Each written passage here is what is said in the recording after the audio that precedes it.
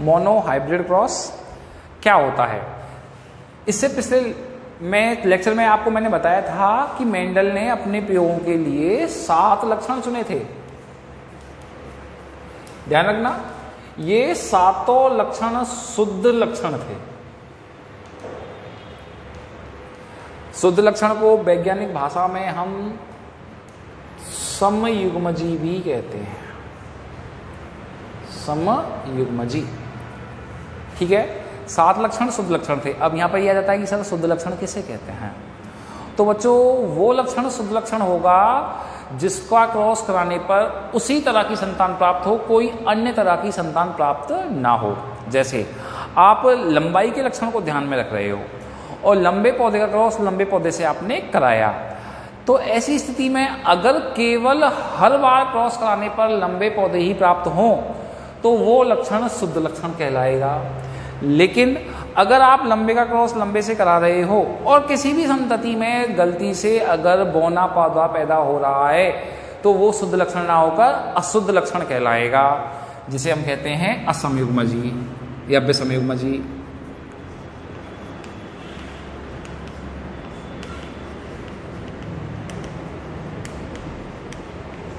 तो आप समझ चुके होंगे समयुग्मजी और विषमयुग्मजी क्या है, या शुद्ध लक्षण और अशुद्ध लक्षण क्या है।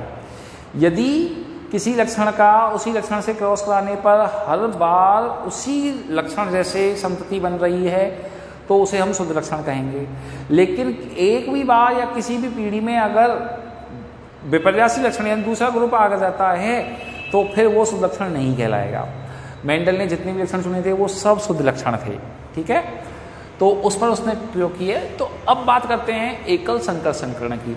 एकल संकर संकरण क्या होता है? जब जैसे कि मैं आपको बता 7 लक्षण लिए, अब देखो लक्षण तो उसने 34 देखे थे और 7 लक्षण पर उसने प्रयोग किया था।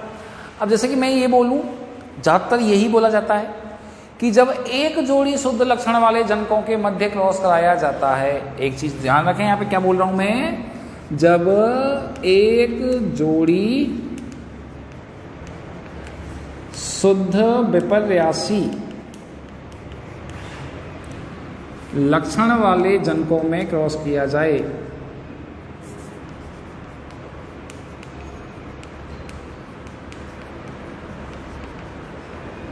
क्रॉस का मतलब बच्चों संकरण ही होता है, तो उसे हम एकल संकर संकरण कहेंगे। अब अगर आप इसमें गौर करते हो तो यहाँ पर अकॉर्डिंग ये लाइन एक मिस्टेक है, लेकिन बच्चों ये परिभाषा है, परिभाषा के अनुसार ये सही है, लेकिन अगर आप इसको सोच रहे हो तो ये गलत है। कैसे? एक जोड़ी शुद्ध विपर्यासी लक्षण, क्या ऐसा हो सकता है कि मटर में केवल एक ही लक्षण हो और लक्षण हो ही नहीं? सोच सकते हो क्या? आप अपना लेके चलो, मैं कहता हूं कि मानव की लंबाई, तो क्या मानव लंबा है? और लक्षण उसमें है ही नहीं। और लक्षण भी बच्चों है, लेकिन हम उसकी बात कर नहीं रहे हैं, हम केवल उसी लक्षण की बात कर रहे हैं जिसको हमने फोकस कर रखा है। तो यहाँ पर एक जोड़ी शुद्ध विपर्यासी का मतलब यह है कि हम और लक्षणों को देख ही नहीं रहे, ध्यान नहीं दे रहे उन पर, हम केवल जिस को चुन रहे हैं उसी को ही फोकस कर रहे हैं, दूसरे को फोकस नहीं कर रहे। तो एक जोड़ी शुद्ध विपर्यासी लक्षण वाले जनक का मतलब हो गया कि हम किसी एक लक्षण को चुनकर उसी पर ही ध्यान दे रहे हैं, दूसरे लक्षण से हमें कोई लेन देना नहीं है, वो है या नहीं है उसकी उपस्थिति से हमें कोई फर्क नहीं पड़ रहा, हम केवल एक लक्षण को ध्यान दे रहे हैं। तो इसको कहेंगे हम एकल संकर संकरण। समझ गए होंगे आप कि एक जोड़ी शुद्ध विपर्यासी का मतलब क्या है। विपर्यासी लक्षण मैंने आपको पहले बता ही दिए थे। विपर्यासी लक्षण एक ऐसा लक्षण होता है जिसके 2 विपरीत युग्म विकल्प हों, और जैसा कि मैं आपको बताया था 7 लक्षण उसने चुने थे। तो कोई सा भी विपर्यासी लक्षण ले सकते हो 7 में से, चाहे वो तने की ऊंचाई हो, फली का रंग हो, फली का आकार हो, बीज का रंग हो, बीज का आकार, कोई सा भी आप चुन सकते हो। हर एक लक्षण का सेम परिणाम आएगा, क्योंकि मेंडल ने ऐसा नहीं है एक ही लक्षण पे किए थे, उसने एकल संकरण 7 लक्षण पे किए। उसने ऐसे रिजल्ट नहीं दिया था, इतनी ख्याति ऐसे ही नहीं मिलती किसी को। उसने 7 एक बार में एक लक्षण को, दूसरे बार में दूसरे को, तीसरे बार में तीसरे को, हर लक्षण को उसने फोकस किया था, और फोकस के बाद उसने जब ही अपने रिजल्ट शो किए थे। तो एक जोड़ी शुद्ध विपर्यासी लक्षण वाले अगर जनकों के मध्य क्रॉस कराया जाता है तो उसे हम कहेंगे एकल संकर संकरण। ये चीज आप ध्यान रखें। तो ये कैसे क्रॉस कराया जाता है ये मैं आपको बताता हूं।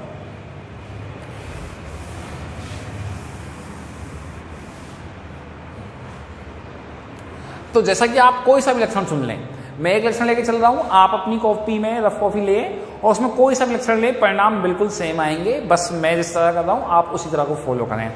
जैसे कि मैं सबसे पहला लक्षण ले लेते हैं, पादप की ऊंचाई या लंबाई। ये एक शुद्ध विपर्यासी लक्षण हो गया। ध्यान रखना है, संकरण के लिए हमेशा शुद्ध जनक ही चुने जाते हैं, और शुद्ध का मतलब क्या होता है मैंने आपको बता दिया। तो शुद्ध लक्षण ले लिया, तो हमने लिया एक शुद्ध लंबा, और इसका दूसरा लक्षण होता है शुद्ध बौना। बच्चों, मेंडल की सफलता के कारण हम पढ़ेंगे, वहां पर एक चीज हम देखेंगे कि मेंडल ने अपने जो प्रयोग किए थे उनको उसने गणितीय और अंगणितीय तौर पर भी शो किए थे। तो वहाँ पर उसने क्या किया था कि जितने भी प्रयोग थे उनको थ्योरी के अलावा एक अंगणितीय फॉर्म में भी शो किया था। तो उसी के आधार पर हम इसको अभी करने वाले हैं। उसने हर एक लक्षण को एक कारक द्वारा भी व्यक्त किया था। जो भी लक्षण है उसको एक कारक शब्द से भी, कारक अगर मैं बात करूं, कारक का मतलब एक तरह से जीन से है। वर्तमान में कारक को जीन कहा जाता है, क्योंकि मेंडल के टाइम पे कोई इस तरह की खोज तो हुई नहीं थी, जीन शब्द की खोज भी नहीं हुई थी। तो उसने कारक बताया था कि पादप में कोई ना कोई एक ऐसा कारक होता है, वो कारक आज जीन है, जो लक्षण को निर्धारित करता है। तो उसने हर लक्षण को निर्धारित करने के लिए कारक को उत्तरदायी माना था। तो जैसे कि लंबे का कारक उसने कैपिटल टी माना, ठीक है। तो बौने का कारक उसने स्मॉल टी मान लिया। मेंडल ने यह भी ज्ञात था कि जो जनक होते हैं वो सदैव द्विगुणित अवस्था में होते हैं, यानी इनकी संख्या डबल होती है। तो इसको उसने डबल कर लिया, तो ये हो गया अब द्विगुणित। तो ये एक लंबा पादप है, ये एक बौना पादप है। जनन की प्रक्रिया पढ़ते हो, पादप में फिर युग्मक बनते हैं, और युग्मक बनने के दौरान अर्धसूत्र विभाजन होता है, और जो गुणसूत्रों के जोड़े होते हैं, जैसे ये गुणसूत्रों का जोड़ा है, तो जोड़े के दोनों गुणसूत्र आधे आधे हो जाते हैं। ये ध्यान रखें आप, अर्धसूत्र विभाजन में यही होता है कि जो जोड़े के गुणसूत्र है वो एक दूसरे से अलग हो गए। तो जब यहाँ पर ये तो जनक है, इसमें जब युग्मक बने होंगे तो युग्मक बनते समय ये जोड़े के गुणसूत्र एक दूसरे से अलग अलग हो गए। अब देखो बच्चों, ध्यान रखें, मैंने पहले भी कहा था, अब यहाँ पर एक गुणसूत्र नहीं है, गुणसूत्र तो बहुत सारे थे, लेकिन हमने क्या कहा था कि हमें फोकस केवल एक को ही करना है, इसलिए हम एक को ही लेकर चल रहे हैं। हम एकल संकलन पढ़ रहे हैं, और एकल संकलन का मतलब ये है कि केवल हमें एक को फोकस करना है। तो शुद्ध लंबे का ये युग्मक बन गए, ऐसे ही बौने के युग्मक ये बन गए। तो ये पीढ़ी तो कहलाई जनक पीढ़ी। ध्यान रखना, संकरण में जो शुद्ध जनक, जो भी शुद्ध पादप लिए जाते हैं वो जनक पीढ़ी कहलाती है, यानी संकरण में भाग लेने वाली पीढ़ी जनक पीढ़ी कहलाती है। और ये हो गए जनक पीढ़ी के युग्मक। अब ध्यान रखें, अब जब युग्मक एक जैसे हों तो आपको हजारों युग्मक लिखने की आवश्यकता नहीं है। जैसे मैंने यहाँ 2 लिख रखे हैं, अगर आप एक भी लिखोगे तो भी सही होगा, क्योंकि एक का भी वही परिणाम आएगा, 2 का भी वही परिणाम आएगा, आप 10 भी लिखोगे तो भी परिणाम वही आएगा, क्योंकि सेम है। अगर ये दोनों अलग अलग होते तो आपको लिखने की जरूरत होती, लेकिन अगर ये दोनों एक जैसे हैं तो एक ही होगा। देख लेना, आपके सामने अभी ये आने वाला है, एक ही परिणाम आएगा सबका। जैसे यहाँ पे भी दोनों एक जैसे हैं तो इसका परिणाम यही आएगा। अब जैसे ये नर युग्मक हो गए, ये मादा युग्मक हो गए। अब होता है कि नर युग्मक और मादा युग्मक निषेचन करते हैं, तो ये दोनों निषेचन करे। सपोज ये नर युग्मक इससे निषेचन कर लेता है, तो अब देखो ये कैपिटल टी, ये स्मॉल टी, तो ये बन गया कैपिटल टी स्मॉल टी। अब आप भले दूसरे से करवा लो, ये भी कैपिटल टी स्मॉल टी ही होगा। मैंने कहा था एक ही रिजल्ट आएगा। अब इसका आप इससे करवा लो, कैपिटल टी स्मॉल टी, और इसका ऐसे करवाओगे तो भी कैपिटल टी। तो आप देख सकते हो एक ही तरह की पीढ़ी आई। तो मेंडल ने क्या देखा कि जब जनकों में क्रॉस कराया, और जनकों में क्रॉस कराने से प्राप्त पीढ़ी प्रथम पीढ़ी कहलाती है, यानी F1। तो प्रथम पीढ़ी उसको प्राप्त हो गई। उसने क्या देखा कि जब लंबे और बौने पौधे में क्रॉस कराया गया तो सबके सब पौधे लंबे थे, कोई भी पौधा बौना नहीं था। ऐसे जैसे मैं आपको कहा था 7 लक्षणों पर उसने प्रयोग किए थे। 7 में आप किसी को भी क्रॉस कराओ, दोनों लक्षणों में से एक ही लक्षण पैदा होगा। जैसे आपने बीज का आकार का ले लिया तो भी दोनों में से एक का ही होगा। बीज का रंग ले लो तो भी दोनों में से एक का होगा। F1 पीढ़ी में दोनों जनकों में से केवल एक जनक के लक्षण ही आएंगे। ठीक है, तो उसने क्या देखे कि सबके सब पौधे लंबे थे, 100% लंबे पौधे प्राप्त हुए, एक भी पौधा बोना नहीं था। ये आ गई प्रथम पीढ़ी। उसके बाद इसने प्रथम पीढ़ी से द्वितीय पीढ़ी प्राप्त की।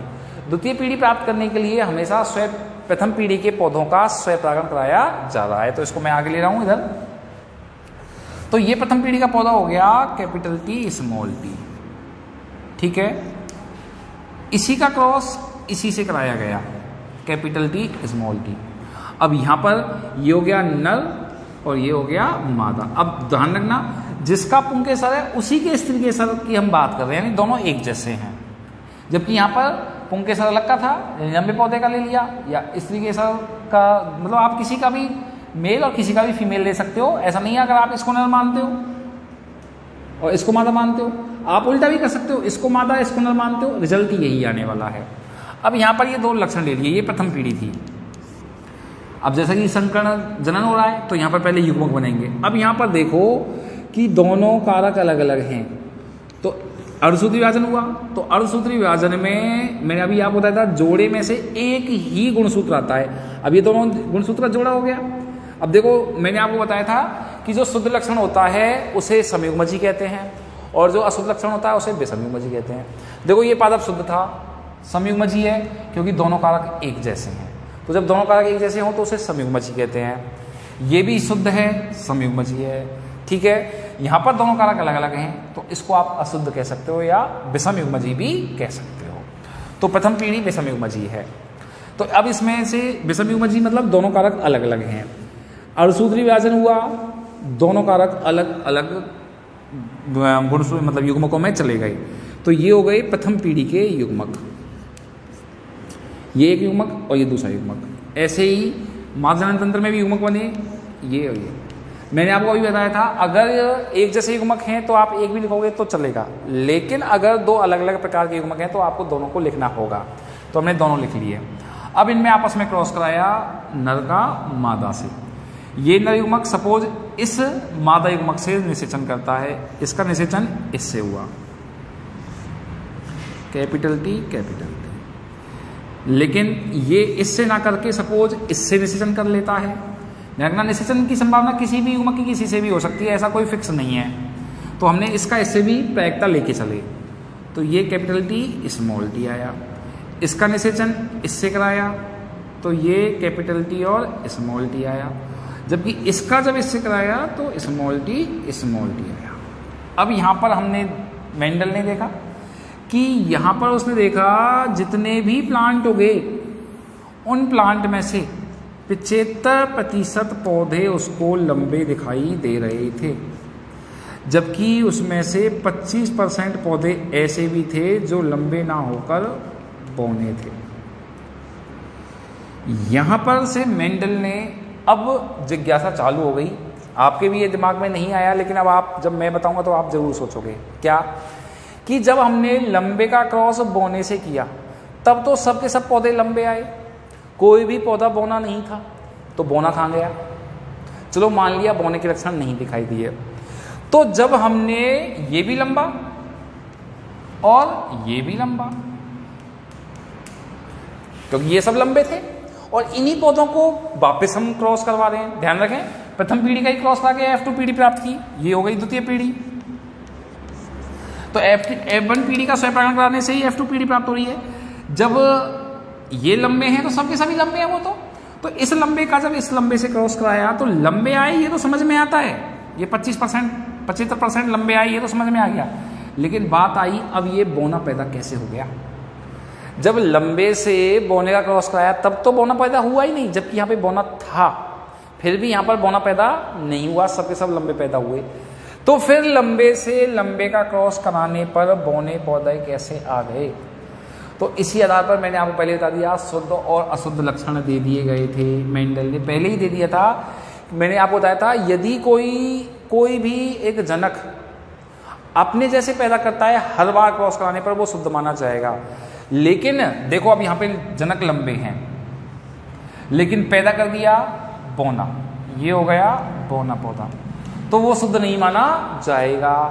तब जाके मेंडल को पता चला कि जो प्रथम पीढ़ी थी वो लंबी तो थी, यानी ये पौधे लंबे तो हैं, लेकिन ये शुद्ध लंबे नहीं है, ये पौधे हैं संकर यानी अशुद्ध लंबे।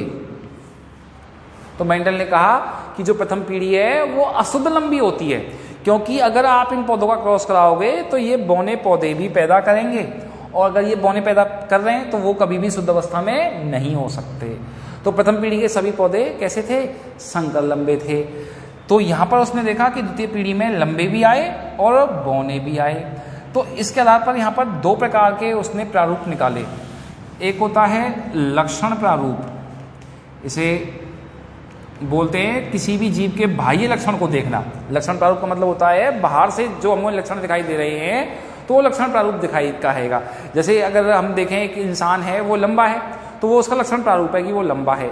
लेकिन अब हमने देखा जरूरी नहीं है कोई जीव लंबा है तो वो शुद्ध लंबा हो, वो संकर लंबा भी हो सकता है। तो हाँ, पर यहाँ पे लंबेपन के हमारे पास दो रूप हो गए, एक शुद्ध लंबा हो सकता है यानी उसमें केवल और केवल लंबे के लक्षण है, दोनों ही कारक जो है दोनों लंबे हैं।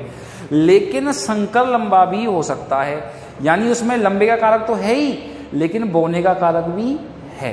तो लंबे के दो रूप हो गए, एक शुद्ध लंबा जब दोनों कारक हों एक जैसे, और एक संकर लंबा जब लंबे का कारक भी हो और बौने का कारक भी हो। तो दो प्रकार के संकर लंबे हो गए। तो आप बाहर से देखकर तो बता नहीं सकते कि ये शुद्ध लंबा है और संकर लंबा है। जैसे आप मुझे देख लो, मुझे देख के आप नहीं बता सकते मैं शुद्ध लंबा हूँ या संकर लंबा हूँ, मेरी आपको लंबाई खूब अच्छी दिखेगी। तो इसी तरह से आप केवल बाह्य लक्षण को देखते हो तो बाह्य लक्षण के आधार पर आप निर्धारित नहीं कर सकते कि वो शुद्ध है या संकर है। तो लक्षण प्रारूप में हम केवल बाह्य संरचना देखते हैं, और बाह्य संरचना के आधार पर उसने देखा कि 75% लंबे थे और 25% बौने थे। इससे उसने लक्षण अनुपात निकाला। तो लक्षण अनुपात जो आया वो आया 3:1। ये हो गया उसका लक्षण अनुपात। लेकिन अगर अब हम इसके कारकों को देखें यानी जीन को देखें, मैंने कहा था कारक ही जीन है, तो उस आधार पर देखते हैं तो आप देखोगे कि ये दोनों कारक एक जैसे हैं यानी शुद्ध लंबा हो गया। लेकिन इस दोनों में जो कारक हैं वो अलग अलग हैं, है तो लंबे दोनों लेकिन कारक दोनों लगे आते हो कैपिटल टी स्मॉल टी। और जब दो कारक अलग अलग होते हैं तो उसे हम क्या कहते हैं? संकर लंबे। तो बच्चों ये तो हो गया शुद्ध लंबा, लेकिन ये दोनों हो गए संकर लंबे। तो ये जो 75% लंबे थे इसमें भी डिवीजन हो गया, 25% शुद्ध लंबे हैं जबकि 50% संकर लंबे हैं। तो यानी ये 3 डिवाइड हो गया 1:2 में। 1 अनुपात में शुद्ध लंबे हैं जबकि 2 अनुपात में संकर लंबे हैं, और 1 अनुपात तो अपना बौना है ही, तो ये बौना हो गया। तो यहां पर इसने ये जो अनुपात निकाला वो किस आधार पर निकाला? उसके जीन को देख के यानी ये कारक को देख के। तो इसलिए इसको हम कहते हैं जीन अनुपात। तो दो प्रकार के अनुपात निकले, लक्षण अनुपात और जीन अनुपात। लक्षण अनुपात रहता है इसका 3:1 और जीन अनुपात रहता है इसका 1:2:1। 1:2:1। आप ये एकल संकरण किसी भी लक्षण को लेके कर लो, आप जो भी लक्षण आप लोगे उस सभी लक्षणों में इसी तरह के लक्षण आपको दिखाई देंगे, कोई और लक्षण दिखाई नहीं देगा। सब के सब में आपको ऐसे ही लक्षण दिखाई देंगे। आप किसी कोई लक्षण को ले लो, सातों में से सेम यही आपको अनुपात मिलेगा, 3:1, 1:2:1। केवल यहाँ पर जो हमने ये कारक लगे हैं ये कारक चेंज होगा, अदरवाइज ये सेम आएगा। आप कोई सा भी लक्षण लो, जैसे आपने बीज का आकार ले लिया तो यहाँ पर गोल और यहाँ पर झुर्रीदार हो जाएगा। ये होमवर्क रहेगा, आपका ध्यान रखना कि आपको इसकी जगह कोई और लक्षण लेते हुए यही प्रयोग वापस दोहराना है और सेम रिजल्ट आना चाहिए।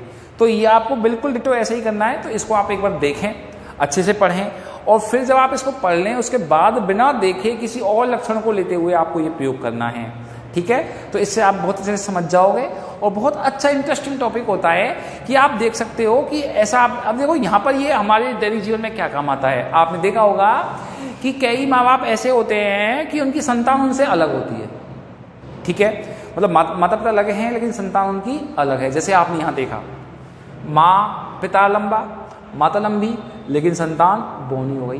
तो आप क्या माने वो अपने माता पिता से नहीं मिलती? बच्चों मिलती है। उसको उसके लक्षण आए कहाँ से? यहाँ से।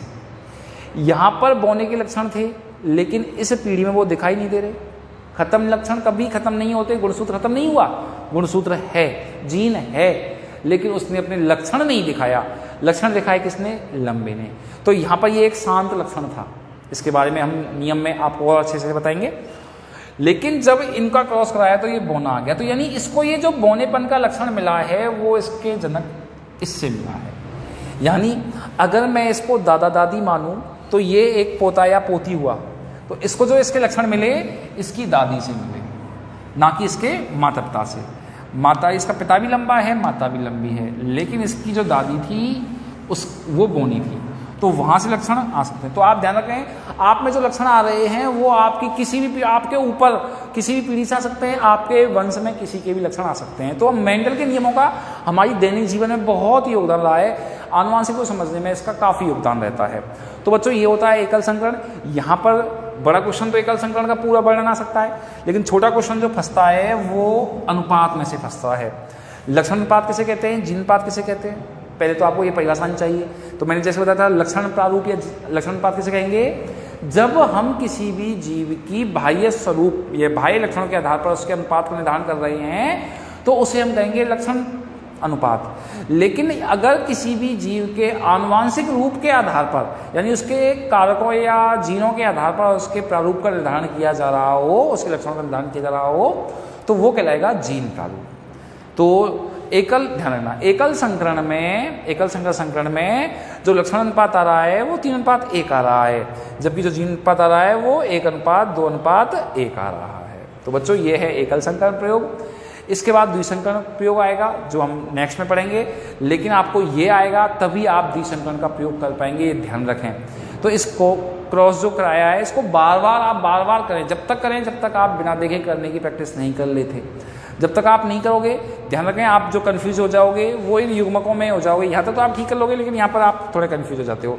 तो इसको एक बार फिर से वापस रिपीट करोगे तो बार बार प्रैक्टिस करने से ही आपको समझ में आ जाएगा और आपका हो जाएगा। तो ये था एकल संकर संकरण। इसके आधार पर मेंडल ने जो नियम दिए उनके बारे में हम डिस्कस आगे करेंगे। फिलहाल